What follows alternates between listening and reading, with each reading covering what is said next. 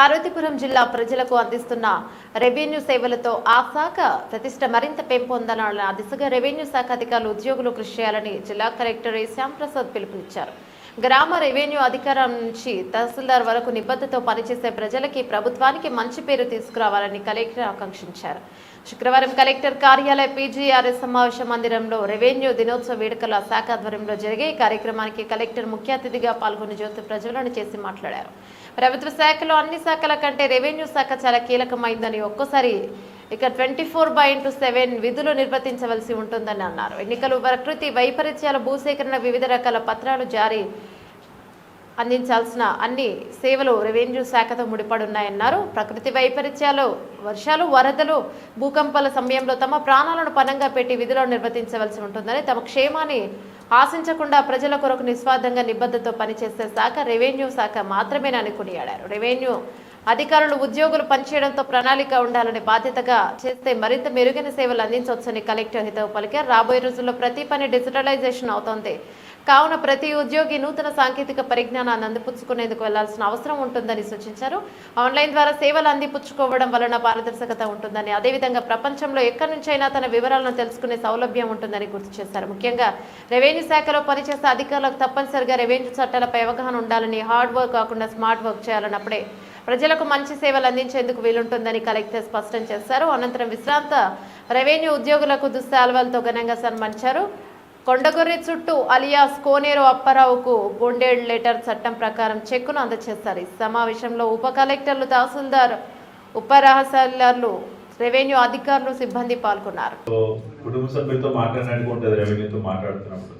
ఎందుకంటే we born as a revenue employee, EDC. మేము అందరం కూడా డిప్యూటీ కలెక్టర్ కానీ గ్రూప్ వాళ్ళు శిక్షణ తీసుకున్నాం.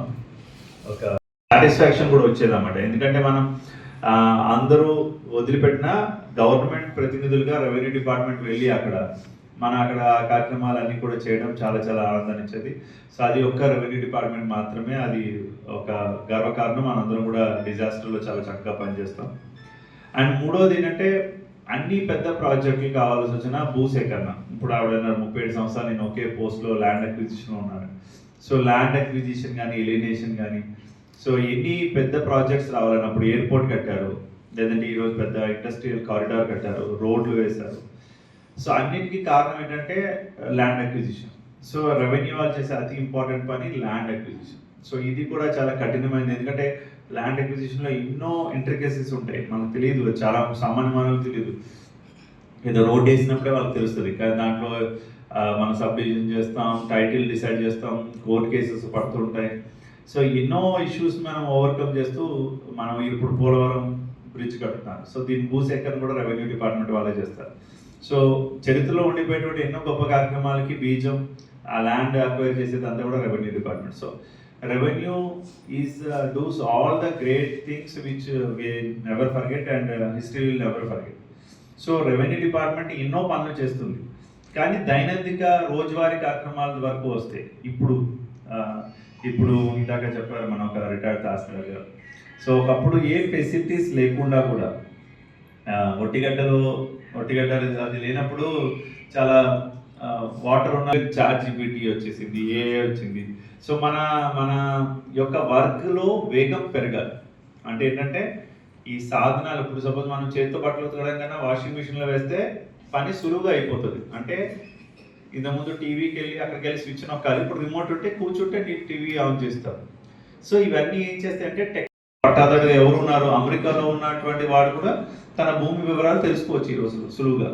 సో రెవెన్యూ ఇంతకుముందు ఒక కర్ణాలో లేదంటే ఎవరో ఒక విఆర్ఓ చెప్పిన రికార్డులోనే ఉంచుకుంటూ కొన్ని తప్పులు జరిగిన సందర్భాలు కూడా ఉన్నాయి గతంలో. అంటే అందరినీ అక్కడక్కడ మిస్టేక్స్ జరిగాయి. సో ఇప్పుడు అలా కాదు, ఇప్పుడు అంతా కూడా ఓపెన్ పేజ్. ఎందుకంటే ఎవరు ల్యాండ్కి వాళ్ళు ఓనర్ అనేది ఏ రోజుకి ఆ రోజు మనం చూసుకోవడానికి వీలుగా మన రెవెన్యూ రికార్డ్స్ కనబడుతున్నాయి ఆన్లైన్లో. ఈవెన్ మనం సర్వే చేసిన FMB రికార్డ్స్ కనబడుతున్నాయి. సో ఇవన్నీ ఆన్లైన్లో ఉండడం మంచిదే. సో ఇప్పుడు ఏమవుతుందంటే మన బాధ్యత ఇంకా పెరిగింది. ఎందుకంటే మన రెవెన్యూ రికార్డ్ 24/7 అందరూ చూడొచ్చు. సో అందులో ఏమైనా మార్పులు చేర్పులు ప్రజలకి మరింత చేరువుగా ముందుకు వెళ్ళడానికి ప్రయత్నం చేయాలి. అంటే ఇప్పుడు మాట్లాడటం ఒకటే కాదు, సర్వీస్ ఇవ్వడంలో కొంచెం నైపుణ్యం పెంచుకోవాలి. అంటే సర్వే మీద అవగాహన పెరగాలి, రికార్డ్స్ మెయింటెనెన్స్ మీద అవగాహన పెరగాలి, అండ్ రూల్స్ అండ్ రెగ్యులేషన్స్. మిగతా పనులన్నిటికన్నా రెవెన్యూ కోడ్న అతి సంక్లిష్టమైన పని ఏంటంటే ప్రతి దానికి గవర్న్డ్ బై సర్టెన్ యాక్ట్. ఇప్పుడు మామూలు సంక్షేమ పథకాలు అనుకోండి, డైరెక్ట్గా గవర్నమెంట్ నుంచి పలానా వ్యక్తికి డబ్బులు ఇవ్వండి, డబ్బులు ఇవ్వండి, ఇలా ఏదో ఉంటుంది, అది వెంటనే చేసేస్తాం సులువుగా. కానీ రెవెన్యూది అలా కాదు. ల్యాండ్ అక్విజిషన్ చేసినా, లేదంటే ఒక వ్యక్తికి పట్టా ఇవ్వాల్సి వచ్చినా, లేదంటే ఒక వ్యక్తి ఎన్క్రోచ్మెంట్ తొలగించాలన్నా, ఏ పని చేయాలన్నా దానికి ఒక చట్టం ఉంది. ఆ చట్టం ప్రకారంగా పని చేయాలి. అంటే చట్టం మీద కనీస అవగాహన ఉండాలి.